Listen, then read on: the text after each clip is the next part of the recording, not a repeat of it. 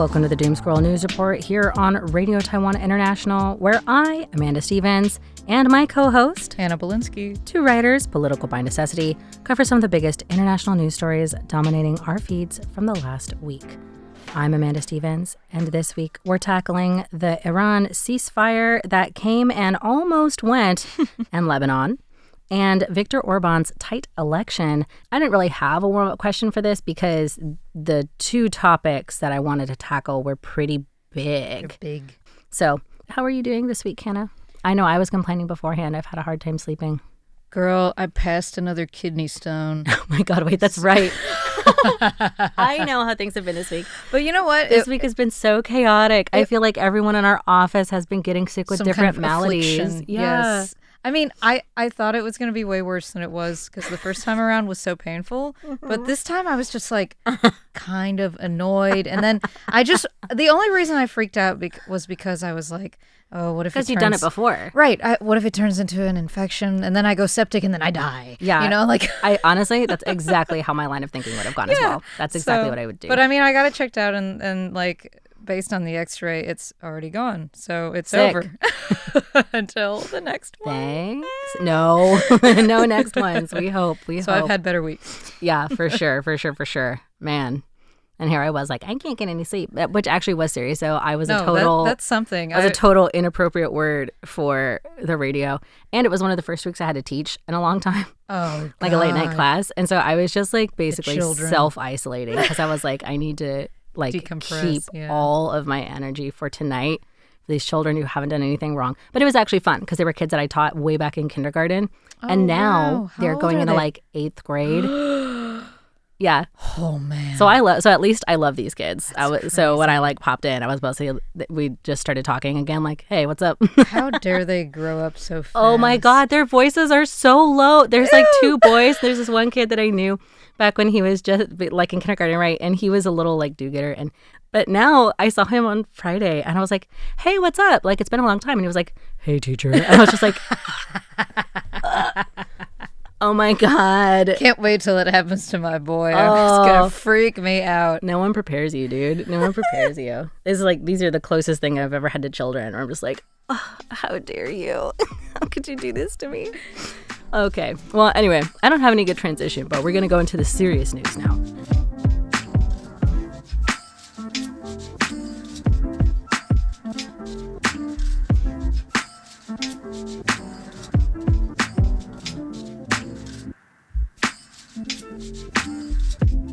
Now, in the last 3 days or so, last Wednesday, a ceasefire between the U.S., Israel, and Iran, which was brokered by Pakistan, is tenuously, I believe, still in place. I think so. Very tenuously. There was a 48-hour period where we thought it had just gone. Yeah. But let's get into that real quick. So some of the standout points of that 10-point peace plan included that all fighting would stop in the region, which, according to the BBC, includes Iran, Iraq, Lebanon, and Yemen, as well as a commitment to lifting sanctions on Iran and a, quote, full payment of compensation for reconstruction costs to Iran, end quote, among others, including that the Strait of Hormuz would have to be opened. And the conflict basically boils down to the fact that everyone signed the deal, and at some point, either after or during the signing, the U.S. and Israel said, no, but not Lebanon, we'll keep fighting there.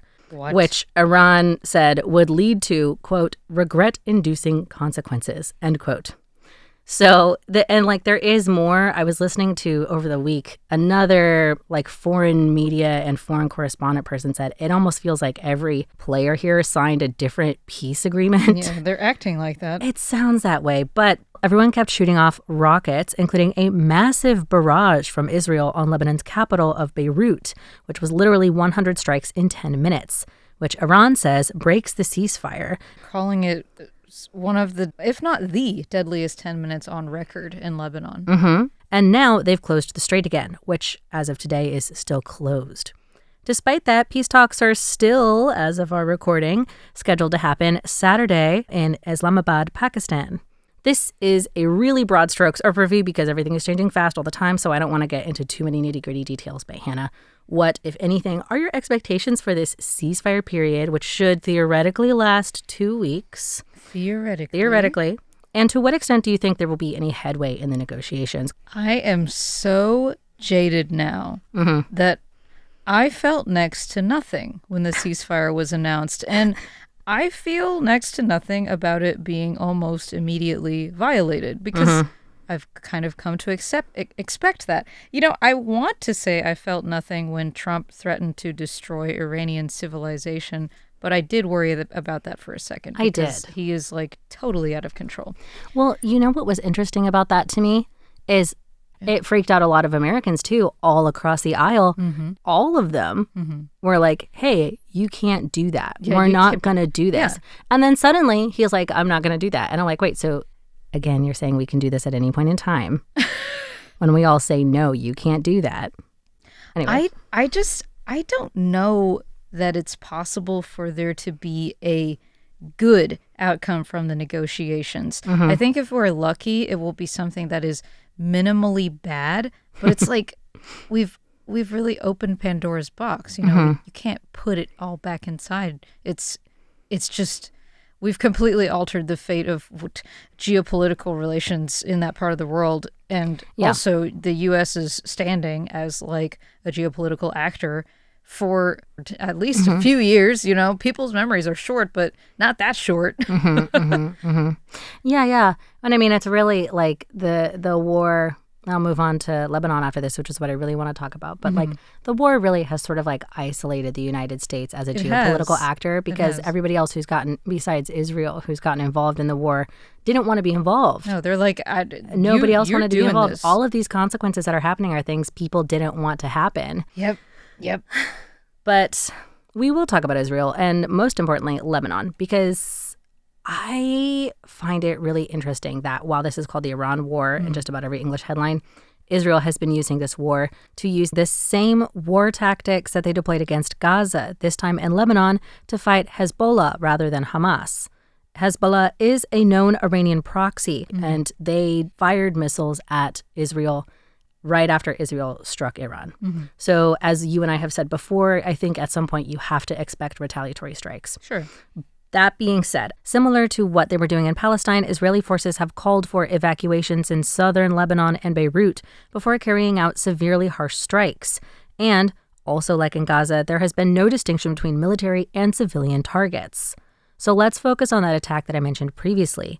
In addition to the large amount of strikes in a short period of time, the Australian Broadcasting Corporation, or the ABC, reports that Israel struck areas of Lebanon not under evacuation orders, which they hadn't struck before.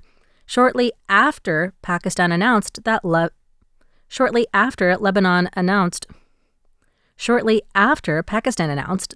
was covered by the ceasefire. According to the ABC, Hezbollah fighters stopped firing on Israeli troops in southern Lebanon because they had heard the news about the ceasefire and were acting in accordance, when only hours later, Israel launched the strike on Beirut.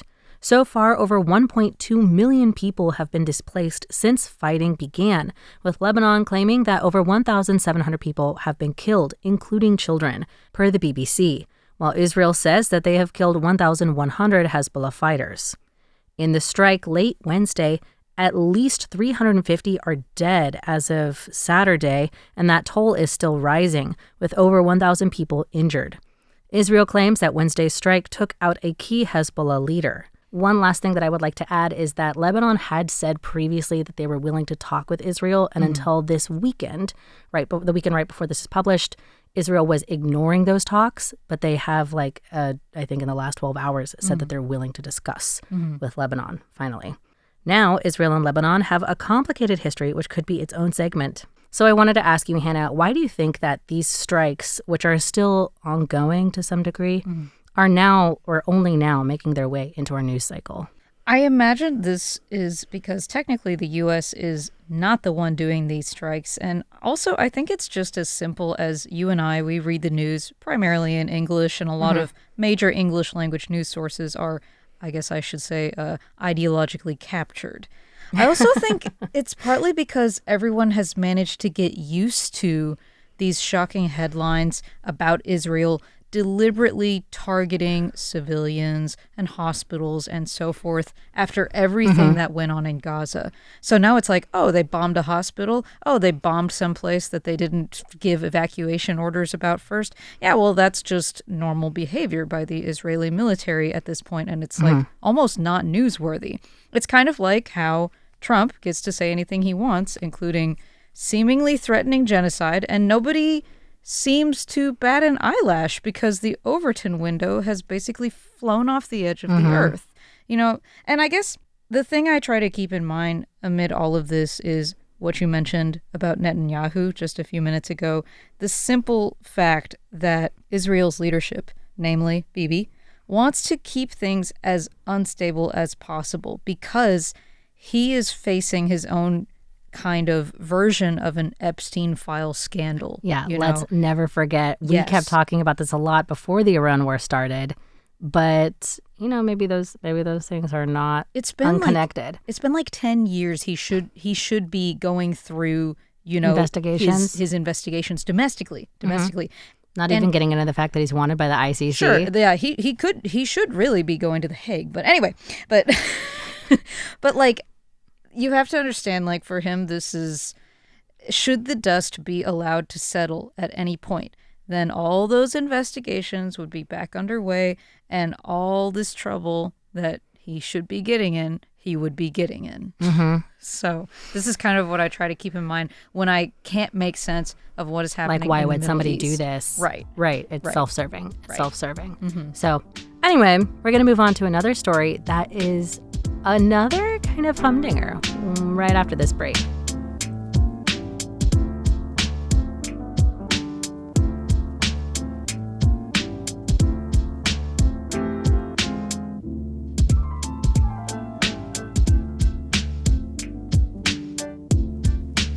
Okay, so in what may potentially be seen in future episodes as done in poor taste, I'm going to start with a non-serious question that sounds like a joke.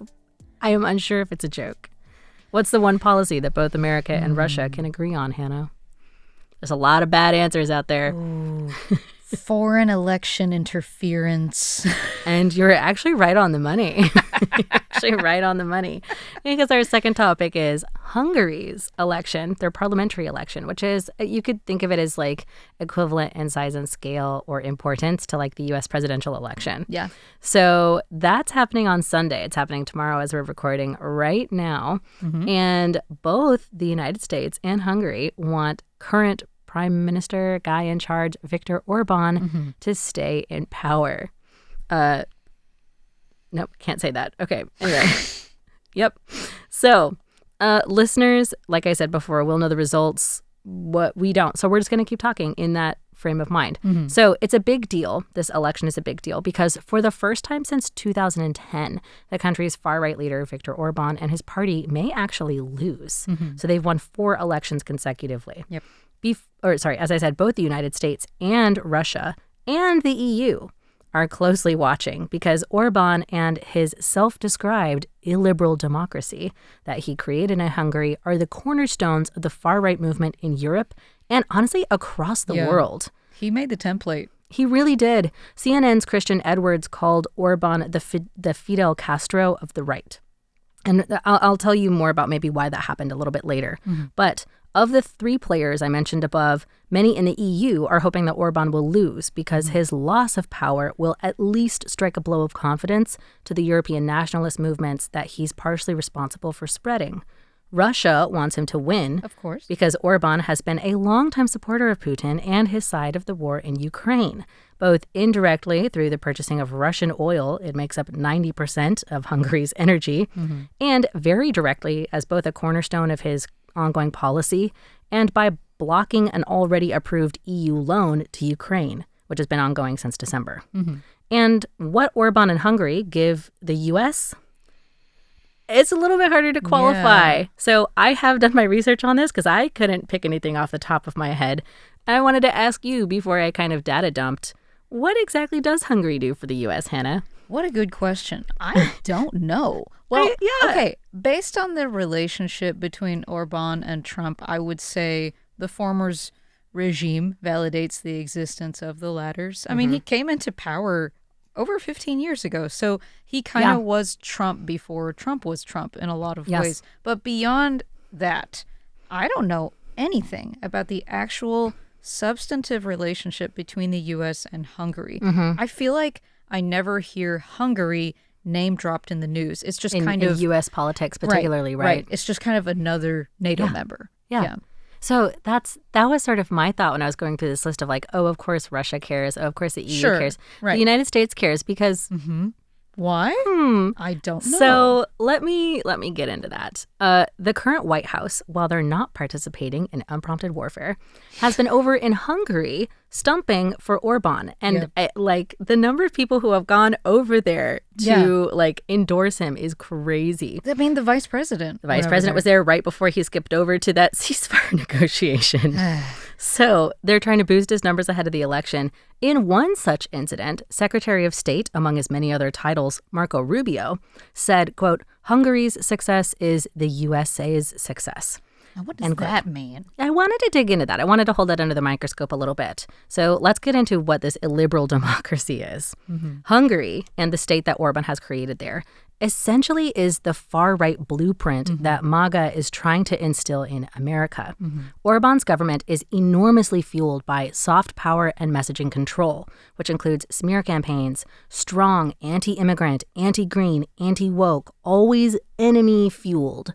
If that's sounding a little bit familiar, that's because it's intentional, because some of that soft power infrastructure was based around spreading those ideas far and wide through think tanks and nice-looking publications. Budapest in Hungary is literally MAGA's European headquarters.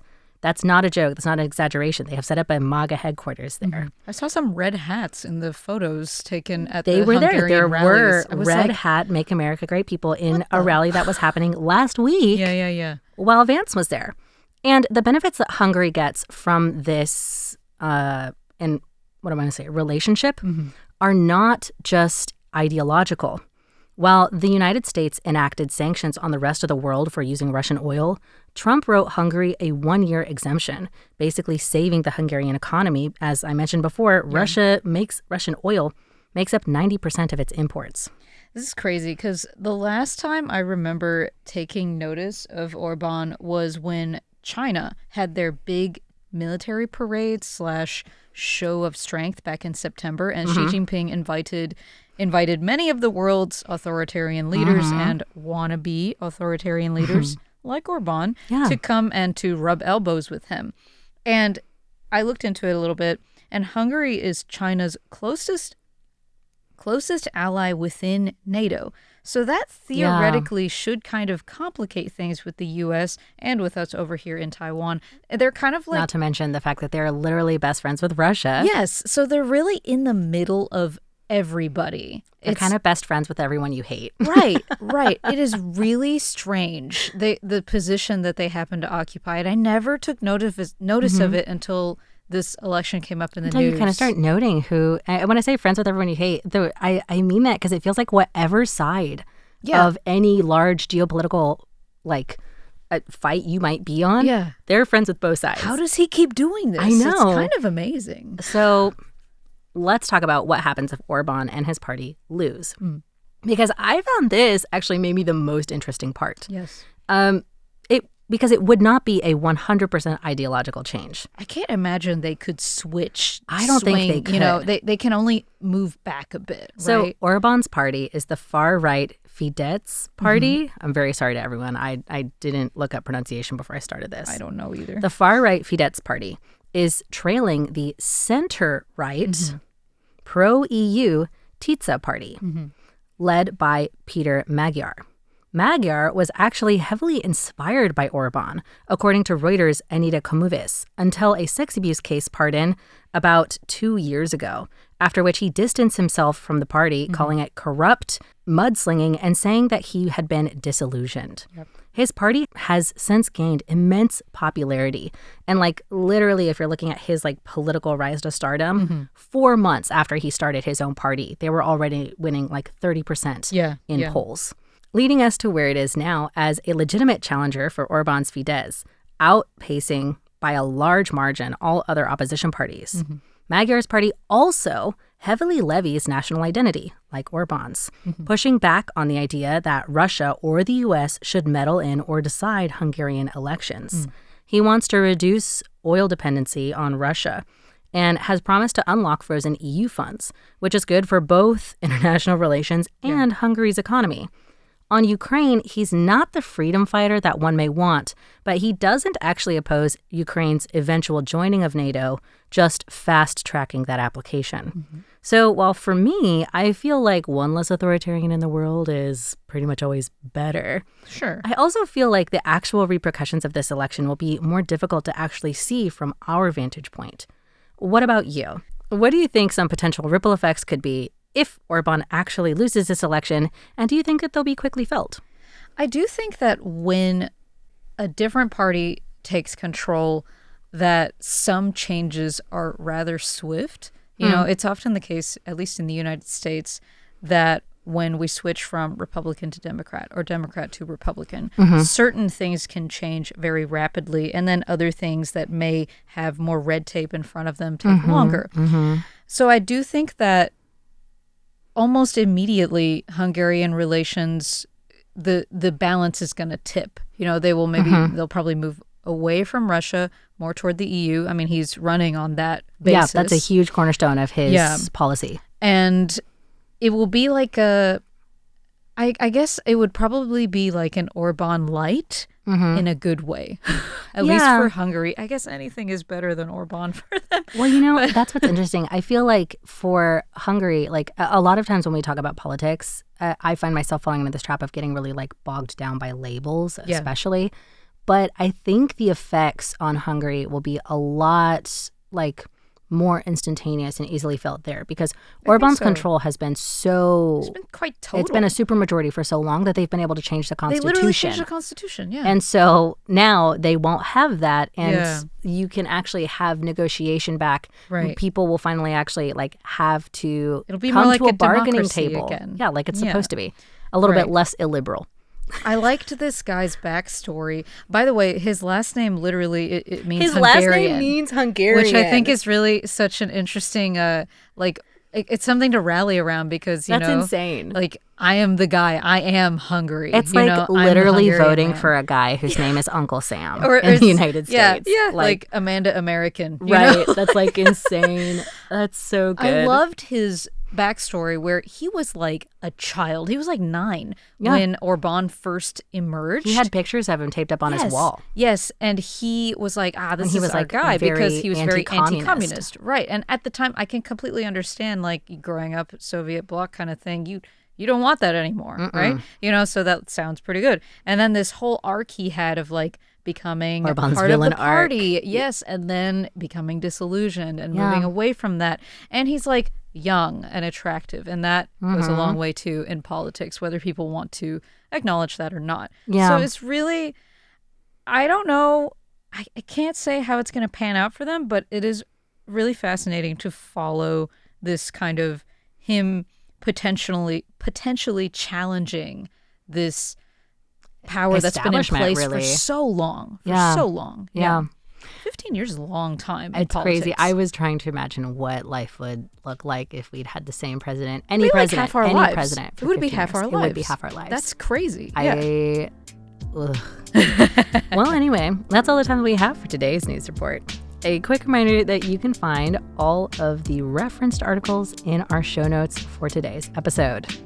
I'm Amanda Stevens. I'm Hanna Belinsky. And thanks for tuning. Whoa, I've done too many hits. I've done so many hits. It's stuck in my mind. So many words today. Oh my gosh. I'm Amanda Stevens, and thanks for joining us on air today. We went back way too far. Tune in tomorrow for more programs for Radio Taiwan International. And in the meantime, remember to stop scrolling and touch grass. We'll see you next week.